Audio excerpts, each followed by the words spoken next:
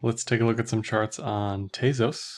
So if we compare Tezos to other staking coins, which have not exactly the same types of staking, but very similar types of staking, you can see Tezos leads in fees, leads in transactions per day, leads in market cap.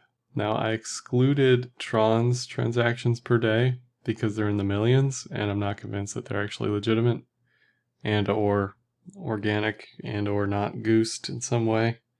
Fake, whatever adjective you want to use there. They also have 0 fees on Tron, which is another reason to exclude them from transactions per day, because a transaction that costs money to send is arguably more valuable of a metric than free transactions, which are basically can just be spam. Tron's active addresses are also extremely high, again for a similar reason.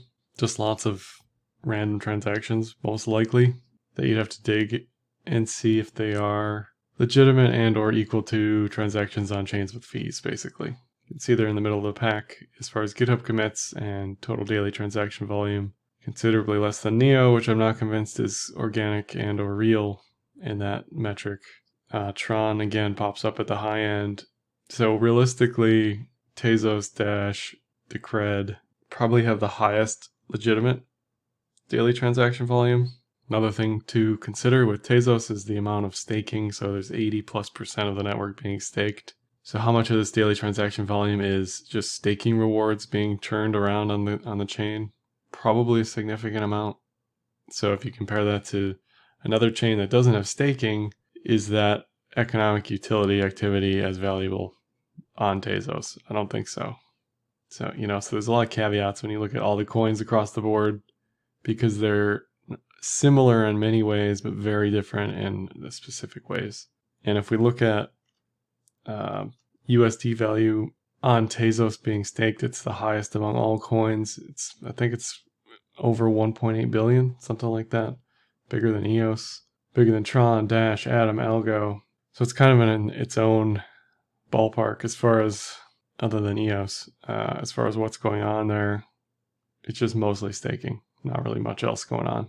And if we look at the Tezos held on exchange bakeries, so one of the big draws for proof of stake versus proof of work is that arguably you have increased decentralization, because as opposed to spending a resource on ASICs and electricity, you can just become a staker, become a validator on one of these proof of stake networks. The reality is 20% of the total circulating supply is sitting on these exchanges. Is that as much as you want to diversify and decentralize the chain, there still are always going to be a high percentage of exchange validators. EOS is the same way. What's not on here is Bitfinex and Huobi. I was unable to find their staking addresses or their cold hot wallet situation. So this 20% number is even higher, undoubtedly, just by adding Huobi and Tezos on here. Coinbase, certainly a large, vast amount, nearly 50%, is held there. Looking at transactions per day and average fees, one thing that immediately pops out to me is fees keep rising as transactions per day are falling. My guess is, this is a relatively low number across all the chains, but for Tezos, it's at an extreme high. So this is probably going to have downstream effects like changing staking rewards or changing the cost for moving around staking rewards on exchanges. It's going to have implications eventually. I don't know how much of an issue it is currently as far as scalability is concerned. But if this doesn't go away, if this doesn't start declining, it's going to be an issue. Just like it is for every chain. Every chain has to learn how to scale.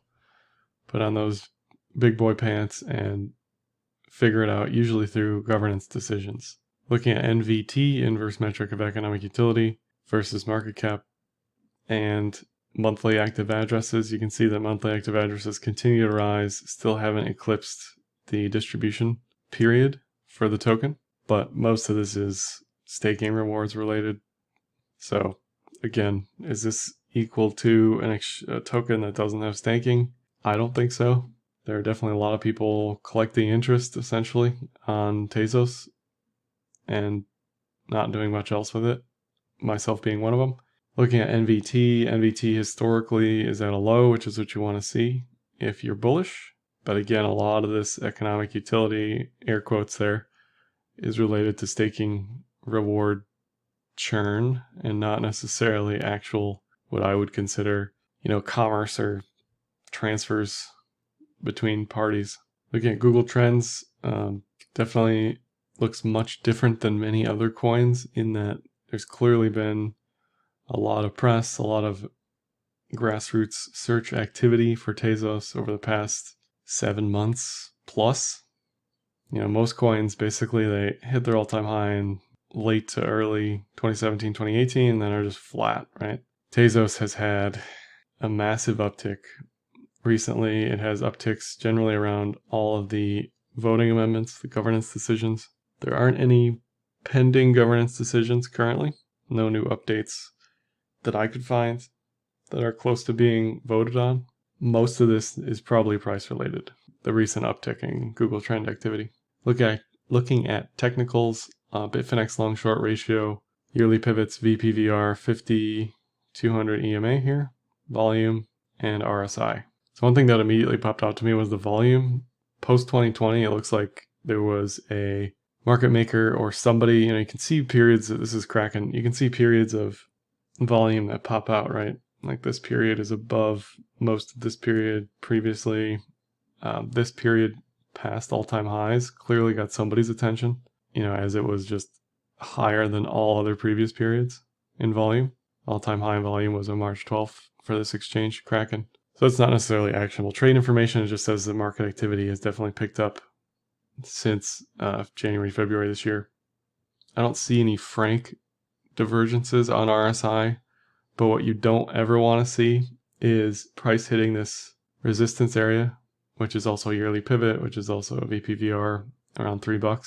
So you don't want to see that with RSI declining because it's actually a weak bearish divergence. It failed, despite reaching a similar price, it failed to gain any more momentum than it was previously. So that just says, again, waning bullish momentum there. 15 to 200 never crossed bearish on that March 12th drop. Unlike many other coins, it recovered much quicker than other coins. There's an argument for a cup and handle here, which points to new all-time highs. So there's lots of reasons to be bullish on this in the mid to far term as far as what I'm looking for in price here. Like if it can get above 3 and start trending between 3 and 4, consolidate previous all-time highs, there's no doubt, just based on, again, that 80% staking, there's not a lot of float. So there's not going to be a lot of asks up here in the immediate term. So what this tends to do is just push because people are just staking either off exchange or on exchange, but it's sort of autopiloted. Like me, for example, on Kraken, you can just stake it. And it takes effort to remove it from staking to put it on the book, So it takes some time. So what that allows this to do is just spike up really quickly. Nothing really to comment on the long short ratio here, but you can see that shorts hit another local high on this up move. So thus far, shorts have actually been a pretty good predictor of the top, which is unusual. Typically, it's the exact opposite. Even here, this high was actually a local top. So you typically don't see shorts being correct, longs being correct, right? Like longs hit an all-time high, and then price dropped like 70%. That's typically what you see. Typically you punish the late longers, the late shorters, but so far the shorters have been pretty bang on the money. Looking at this pitchfork, anchor points here. In general, it's caught most of this trend. It's caught the resistance at the midline here. It's picked it up at the far end of the pitchfork. So you'd expect this to reach 625 plus sometime over the next few months, just if this trend holds. Arguably it's held most of this below the median line, so anything above this is unexpected, but I do expect this to return to the median line so long as the trend holds, which is how I would read the pitchfork here. Looking at the daily cloud, again, everything's bullish except the Kumo twist, which probably has turned bullish by now. So that's your last go long signal. You also want the TK lines to be above the cloud. Arguably, they aren't yet here. The TK lines are kind of spread apart. You want those close together. So it's definitely an early long picture, but it's also something you want to watch very closely day by day, because as soon as this flips, it'll probably be when it breaks 3, if it breaks 3, but that'll be the go long signal most likely, because then you'll have the TK lines above, cloud above price, you'll have this bullish Kumo twist. It'll be a similar situation to here, most likely. It'll break 3, it'll pull back, and then it'll probably go again. That's what I'd be looking for. And on Tezos BTC pair, long short ratio has been really out of whack on Bitfinex, so it's hard to actually pay attention to that seriously. It's above the 200, it's inside the cloud, it's got a mixed garbly consolidation picture here. You can see it's been in and out of the cloud, the TK lines have crossed, recrossed. You want this to be clean. Basically isn't a go long until it breaks 3750 or 00375, whatever that is. This could be building to a multi-month ascending triangle. Resistance, resistance, resistance, resistance, whatever, however long it takes. It kind of reminds me of Bitcoin in 2016, where it had that 250-day ascending triangle. Definitely something to watch for. Set alerts for this R2 pivot and just watch it. That's what I'd do. Definitely decent support to the downside here. BPVR yearly pivot. Nothing spectacular on RSI from a comments perspective. No bear div, no bull div. It is holding above the previous all-time highs for Bitfinex. So overall, I'd expect this to break up. It's just a matter of if you're trading it and timing it, what are you looking for? You're looking for highs to be broken, basically. Or you're buying the 200. That's really how I'd play this.